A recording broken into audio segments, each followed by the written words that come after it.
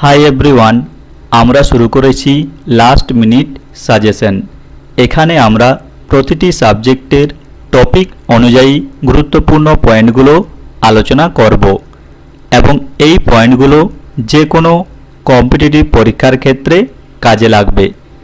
তাহলে দেখো, এই ভিডিওতে আমরা ইতিহাস বিষয়ের একটি গুরুত্বপূর্ণ টপিক বৈদিক সভ্যতা বা আর্য সভ্যতা এর কয়েকটি গুরুত্বপূর্ণ পয়েন্ট আলোচনা করব এবং এটা হলো আমাদের ক্লাস 3। এর আগে আমরা দুটো ক্লাস আলোচনা করেছি। আগের ভিডিওগুলো যারা দেখোনি তারা অবশ্যই দেখে নেবে। তাহলে চলো এই টপিকে অর্থাৎ বৈদিক সভ্যতা বা আর্য সভ্যতা এই টপিকে কি কি গুরুত্বপূর্ণ পয়েন্ট রয়েছে দেখে নেওয়া যাক।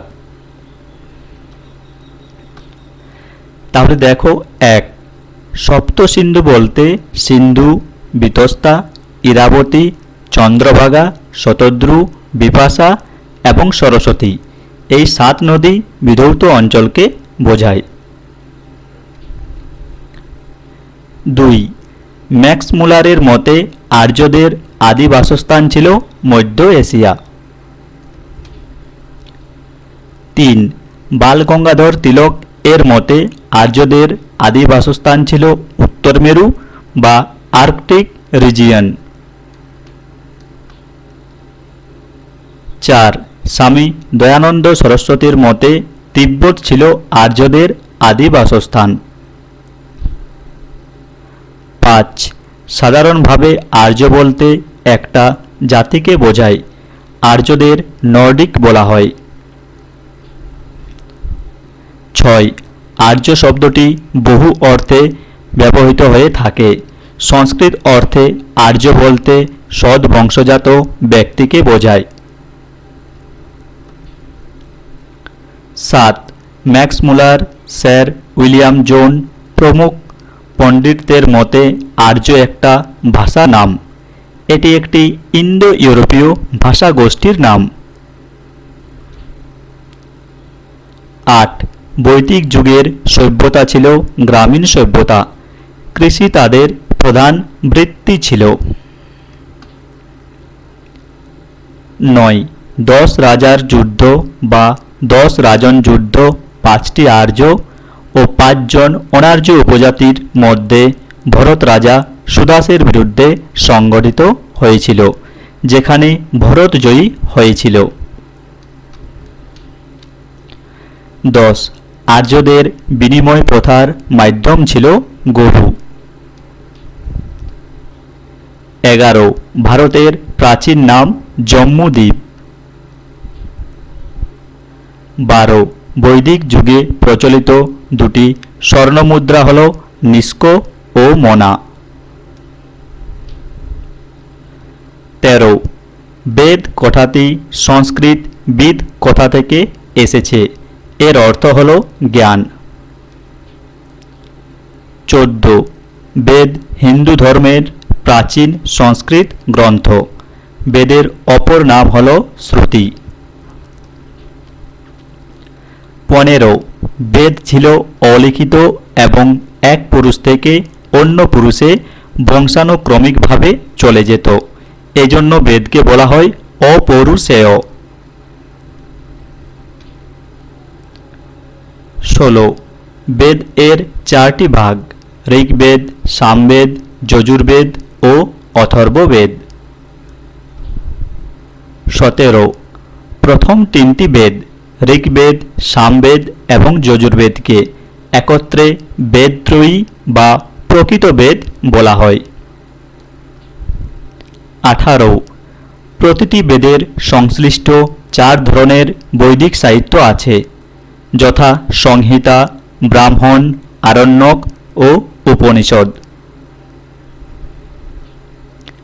19, ঋগ্বেদ হল সর্বপ্রথম ও প্রাচীন বেদ। এতে 10টি মণ্ডল রয়েছে। 20, দ্বিতীয় থেকে সপ্তম মণ্ডল আগে রচিত হয় এবং প্রথম ও দশম মণ্ডল শেষে রচিত হয়। 21, 4টি বেদের মধ্যে ঋগ্বেদ বিশ্বের সবথেকে প্রাচীন ধর্মীয় পাঠ ছিল, সেজন্য একে মানব জাতির প্রথম আইন বলা হয়। 22 তৃতীয় মণ্ডলে গায়ত্রী মন্ত্র রয়েছে, যা সৌর দেবতা সাবিত্রীকে সম্বোধন করা হয়। তৃতীয় মণ্ডল রচনা করেন বিশ্বামিত্র। 23 আর্য শব্দটি ঋগ্বেদে 36 বার পাওয়া গেছে, যা আর্যদের একটি সাংস্কৃতিক সম্প্রদায় হিসাবে বিবেচিত করে। 24 ঋগ্বেদে 1028টি সূত্র রয়েছে। প্রাকৃতিক বর্ণনা ও প্রাকৃতিক দেবদেবীর স্তুতি গানেই ঋগ্বেদের বিষয়বস্তু। 25 ঋগ্বেদের দশম মণ্ডলে পুরুষা সুক্তাকে সম্বোধন করেছেন, যেখানে আছে বর্ণাশ্রম প্রথা। 26 ঋগ্বেদে প্রথম বিবাহের মন্ত্রাদি পাওয়া যায়।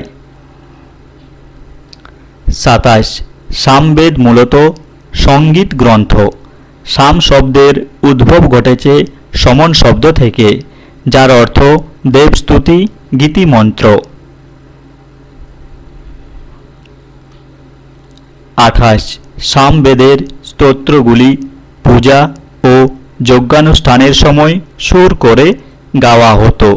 এগুলিকে সামগান বলা হয়, যা সোম দেবতার উদ্দেশ্যে গাওয়া হতো। 29 যজুর্বেদ বলিদানের কার্য সম্পাদনের পদ্ধতির সাথে সম্পর্কযুক্ত। 30 যজুর্বেদে বিভিন্ন ধর্মীয় আচার অনুষ্ঠান এবং যাগযজ্ঞের মন্ত্র ও আচরণবিধি রয়েছে। 31 যজুর্বেদের দুটি অংশ, এক হল কৃষ্ণ যজুর্বেদ এবং দুই হল শুক্ল যজুর্বেদ। 32 শতপথ ব্রাহ্মণ শুক্ল যজুর্বেদের অংশ। 33 অথর্ববেদে বিভিন্ন অশুভ শক্তি, শত্রুতা ও ব্যাধি থেকে মুক্তির মন্ত্র রয়েছে। 34 অথর্ববেদে বিভিন্ন জাদুমন্ত্র, তান্ত্রিক ক্রিয়া, মারণ, কালাজাদুর কথা উল্লেখ রয়েছে। 35 অথর্ববেদ হল ভারতীয় চিকিৎসা শাস্ত্রের উৎস। ভারতীয় ভেষজ ও প্রাকৃতিক চিকিৎসাবিদ্যার ইতিহাসে গুরুত্বপূর্ণ স্থানের অধিকারী। 36 উপনিষদ হল বেদের শেষ ভাগ, তাই তা বেদান্ত নামে পরিচিত। 37 108টি উপনিষদ আছে, তার মধ্যে 13টি গুরুত্বপূর্ণ। 38 মুন্ডক উপনিষদ হল বৃহত্তম। মুন্ডক উপনিষদে সত্যমেব শব্দটি উল্লেখ আছে, এখানে হবে সত্যমেব জয়তে। এরপর 39 রয়েছে পরবর্তী বৈদিক যুগে রামায়ণ ও মহাভারত মহাগ্রন্থ দুটি লেখা হয়। রামায়ণ লিখেছেন বাল্মীকি এবং মহাভারত লিখেছেন ব্যাসদেব। 40 ঋগ্বেদে কয়েকটি শাসনতান্ত্রিক বিভাগের উল্লেখ আছে, যথা গ্রাম, বিষ এবং জন। 41 গ্রামের শাসনকর্তাকে গ্রামণী বলা হতো। কয়েকটি গ্রাম নিয়ে গঠিত হতো বিষ।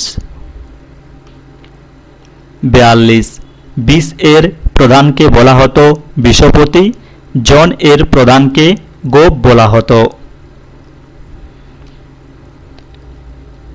43 বৈদিক যুগে সভা ও সমিতি নামে দুটি পরিষদের কথা উল্লেখ আছে। 44 বৈদিক যুগে ঘোষা, অপালা, বিশ্বভারা, মমতা, লোপামুদ্রা প্রমুখ নারী শিক্ষার উচ্চতর স্তরে পৌঁছেছিলেন। 45 সোমরস ও সুরা নামক দুটি পানীয় তারা ব্যবহার করত। 46 ঋগ্বেদে যুদ্ধের অপর নাম হল গাভিষ্ঠী অর্থাৎ গরুর সন্ধান। 47 ঋগ্বেদে গরুকে বলা হতো অঘন্য, যাকে হত্যা করা যায় না। 48 ইন্দ্র ছিলেন এই যুগের সর্বশ্রেষ্ঠ দেবতা। তার উদ্দেশ্যে ঋগ্বেদে 250টি স্তোত্র আছে। তাকে বলা হতো পুরন্দর বা দুর্গ ধ্বংসকারী। 49 আর্যরা পৌত্তলিক ছিল না, অর্থাৎ তারা মূর্তি পূজা করত না। মন্দিরের কোনো স্থান ছিল না। 50 পরবর্তী বৈদিক যুগে বলি ও শুল্ক নামে দু ধরনের রাজস্ব আদায় করা হতো। 51 পরবর্তী বৈদিক যুগে কৃতি মহিলাদের মধ্যে গার্গী ও মৈত্রেয়ী উল্লেখযোগ্য ছিলেন। তাহলে এই টপিকে এ পর্যন্তই। পয়েন্টগুলো ভালো লাগলে অবশ্যই লাইক, কমেন্ট ও শেয়ার করো এবং এই ভিডিওটি শেষ পর্যন্ত দেখার জন্য তোমাদের প্রত্যেককে অসংখ্য ধন্যবাদ।